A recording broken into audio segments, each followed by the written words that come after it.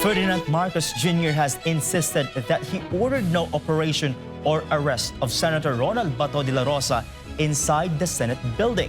The president also called on the public to remain calm following the shooting incident within Senate premises last Wednesday night. Greslin Cataro has the news. In a video message Wednesday evening, May 13, President Ferdinand Marcos Jr. clarified that there was no directive from the government to conduct an operation inside the Senate. This comes after the tension and gunfire that occurred at the Senate premises last night. Marcos Jr. stated that he monitored the situation for over 2 hours and immediately spoke with Interior and Local Government Secretary John Vic Remulla to determine if there was any action taken by the police on duty at the Senate.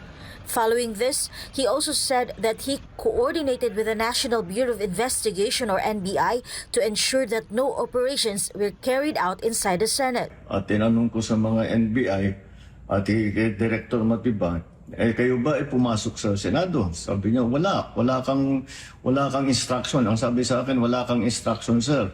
Kaya ba't namin gagawin yun? Marcos insisted that the armed personnel seen inside the building were those regularly assigned there. These include members of the PNP, Marines, and personnel from the Office of the Sergeant at Arms of the Senate. Yung nakikita po ninyo na naka-uniforme sa loob, sa mga sa news, ang mga naka-uniforme doon, dalawang klase. Yung PNP, police, na naka-duty sa Senado. Naandun sila para bantayan ng Senado. Yung isa pang may hawak na naka-uniforme ay yung Marines, may Marine Detachment na nandun talaga sa Senado. Tiga doon sila. Ang trabaho din nila is secure ang Senado. Yung isa pang nakita ninyong grupo na kasibilyan at may hawak na mga mahaba, mga usayon, yun naman sa Sergeant at Arms ng Senado.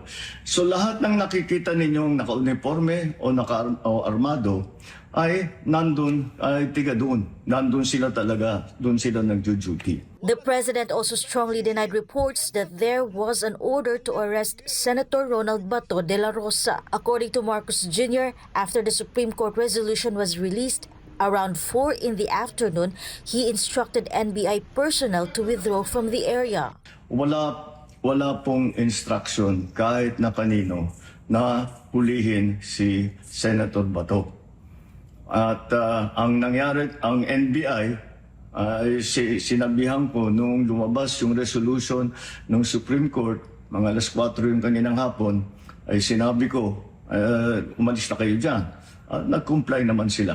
Kaya nung kausap ko si Director Matibag, sabi niya walang NBI doon, nandito lahat kami sa opisina. President Marcos also announced that the Senate and the PNP will conduct a joint investigation regarding the incident. According to the president, he has already spoken with Senate President Alan Peter Cayetano and they agreed to encourage the public to remain calm while the investigation is underway. The goal of the investigation is to determine if the tension and gunfire were a simple encounter or part of a deliberate destabilization effort. Marcos added that authorities continue to collect evidence and information to form a clear picture of the incident. Hindi po gobyerno ang gumawa nito. Walang pumasok na tigalabas na sundalo, na militar, na NBI sa Senado. Hindi po natin alam kung sino yun na sumubok na pumasok at saka dahil doon ay nagkaputukan. Aalamin po natin. At kinukuha po natin, kinukulikta natin ngayon lahat ng ebidensya na nandiyan. Maraming salamat po. Kalma lang po.